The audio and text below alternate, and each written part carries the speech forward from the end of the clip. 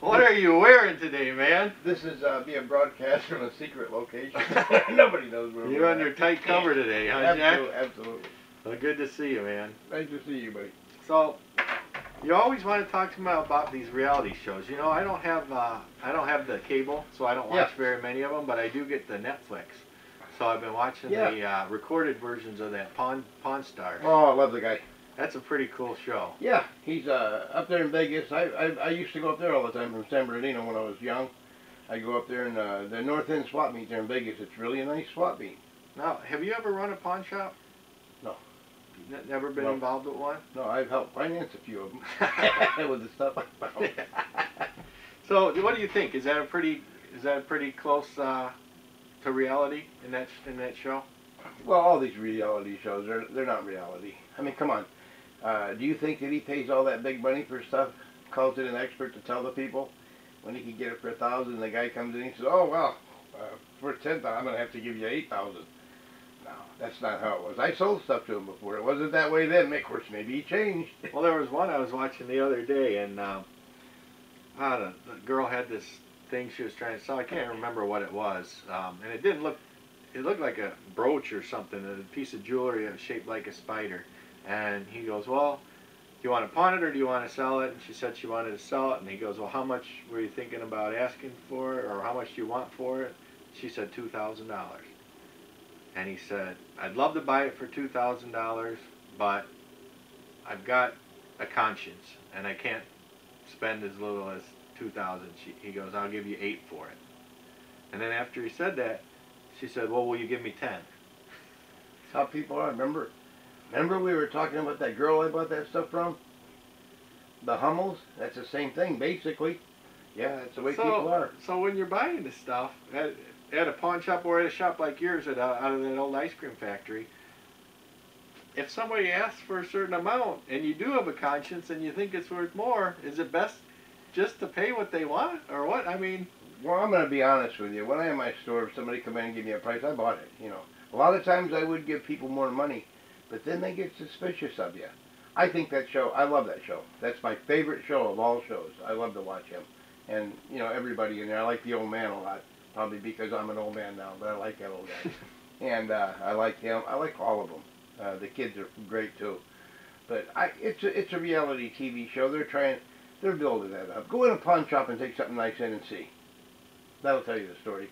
Well, folks, you take something into a pawn shop and see what they give you for it. Well, if you name the price, I mean, they're probably not going to pay you more than what you ask. I thought maybe that was not realistic, you know, that part of it.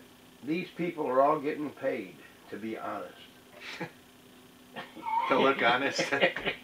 Think about it, and the truth about it is, everybody out there knows. You've been to a pawn shop. Come on. I mean, it's a touchy thing, and people get beat up when they say, oh, well, hey, how come you only bought that for $2,000? You knew it was worth more. Yeah. But, I mean, it's a fair game, right? I mean, that's what they asked for. I mean, are you going to feel guilty if you go to a garage sale and buy something for $5 because it's got a $5 price sticker on it and you sell it for $20? No. I mean, that's what you're... I refuse to answer that over the ground to me. It didn't incriminate me. It would be bad business. But the truth about it is, you can be fair. You can give money later on, but don't tell them. Just give it to them. Buy something you don't want from them or something. Overpay. Because I'm going to tell you, people are real funny about that. What about A&E Storage Wars? Think about that.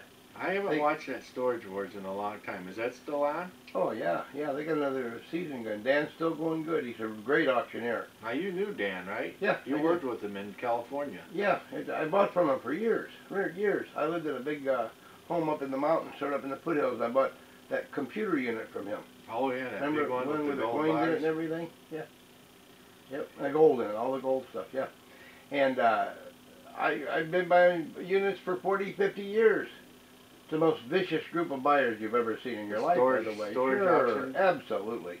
And because it's business. Hey, you're a storage auction buyer. You're not vicious. Sure I am. Can be, huh? Well, sure you can. And don't forget, I'm retired now. But, yeah, I was no different than they were. You know, I'm trying to make a buck, and those guys all lie about that. There's nothing nice about any of them. It's a vicious business. And that's not reality. That dust, I keep hearing that dust. The dust and on the the spider boxes. webs and everything. Like, you know, that tells you that it's old. That's not true. And common sense tells you it's not true. Cobwebs, they can be overnight. Have you ever have a little storage bin, you go away for a couple days, you go back out to get your equipment out of there, maybe your lawnmower or whatever you got in the little shed, there's spider webs everywhere.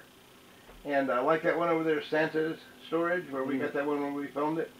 Well, he's got an old section back there, and I bought 2 or 3 off of him back there. Little units, Richard and I bought a couple at that time. And there's a lot of dust all over this stuff. But they're open, and when cars drive through there, they kick that dust up in the air, and they get dusty in a week or 2 or 3 weeks. I don't get that. You can't always tell by that. I don't care what anybody says. Yeah, I keep hearing that over and over and over again. a lot of those storage units have gravel, you know, just no paved roads, so they generate dust when anybody drives through there. And you can see it when they're driving. You can see the dust going up into the air. So it's then really things crazy. can get dusty really fast there, even after they've been gone through a few times. I think that poncho, I really like that. And American Pickers, you know, that's phony. They got a staff that calls, you know, ahead of time, and but it's reality. They're entertaining you. They're great entertainment.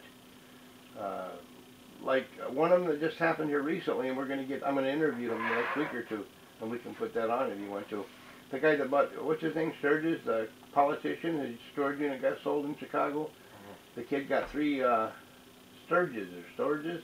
He's dead. He passed away, and he was a big politician in Illinois. Well, he bought his storage unit. It was all over the news.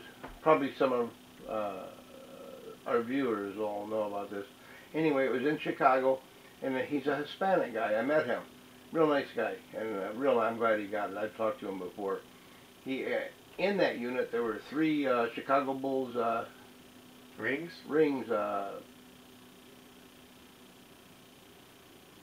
The big ring, you win at the end of the year. I'm not a basketball player. Nah, I don't watch sports either, but it No, was a pretty rare ring It's like a Super Bowl ring, only for basketball. only for basketball. He got 3 of them, and he got tons of other good stuff. No kidding. Yeah, big time stuff. He got it for a little over $400, and I asked him if I'd had the camcorder, I should have done it right then, but I didn't have it with me. And he's going to talk about that unit. And he got that for $400, but the Chicago Bulls championship rings. Wow. Yeah. Oh, he got 3 of them, and he got a bunch of really good stuff. Wow, so there are still good deals to be had Oh, out sure. It's like sometimes it's like looking for a needle in a haystack, but that's what you get paid for. What's another reality show? What about that one that the Redneck Pickers on? I never saw it, but you told me about it. I like it. But unfortunately, they take a lot of steam. They try to buy it cheap. See, that's probably one of the more realistic ones, in my opinion, because you got the pickers sitting there like this, and the Redneck Picker's one of them, Troy. He's standing there, and he's trying to buy the stuff reasonable, just like you or I would do. And then they knock him because he's trying to buy reasonable. Goes out to the auction, and I saw a comment that he's robbing some old man. Well, the guy was my age. He wasn't an old man. He act like people that are older, incapable of making decisions. And they try to buy it reasonable and cheap. That is probably a little more realistic than most. I never thought of that till you just said that. I just thought of that. And then they knock him because he's trying to buy it reasonable. That's crazy. Yeah, that's a good show. Good show. All right, well, I'll try to find out what's on Netflix, and maybe I'll get caught up with you on those things, or maybe I'll get cable one of these days. Well, I watch a little bit of each one. I don't get to sit and watch all of them, but I'm really involved on on those there channels. Yeah. I'm doing a lot of channels. I really like it. You learn a lot about people. Staying busy, I know that. Unbelievable. People are unbelievable. Unbelievable. Politics. That's one of my favorite ones, you know that. Crazy stuff. Well, I'm excited if we do this store idea, that you'd be able to film everything in the store and put it on there, and people could know what we're selling. When we go out in the field, and when we go out in the field, we'll record every one of them when we buy, estates and stuff, or set up auctions, and then let them see that. They can see real reality. It's not quite as exciting, except for the scores. The scores are exciting, but it's not quite as exciting as those shows. But it's the truth about how you're supposed to go about it. Yeah, it's hard work. Some of the hardest work you'll ever do. Picking, auctions, it's all under the same category. Auctioneer is a picker. The people that are selling are usually not pickers, they're usually estates. But a lot of pickers bring stuff, you know. Starts out there. Everything ties in together. I know that. Yard sale. First one-on-one yard sale. Yeah. Then where's it go? Yard sale, Thrift store. swap meet, Auction. eBay. And then a better auction. And then from eBay, like that bird will end up at Christie's or Sotheby's. We know that. Yeah, or The somewhere in $6,000 London. bird. Sure. Mm-hmm. It's just the way it is. It's a how much you progression. know. It's like kindergarten and college. Yeah, It's simple as that. The more you know, the more you get. and you just don't want to get stuck with it at the end. That's right. Hopefully you can still keep selling. That's why I like buying down here. Yeah, you still I got could plenty of places to go I up. could never have a pawn shop like that. Nobody watch me. You want $10 for that? All right, Jack. Well, good luck this weekend, and hopefully I'll see you next week. Okay, buddy.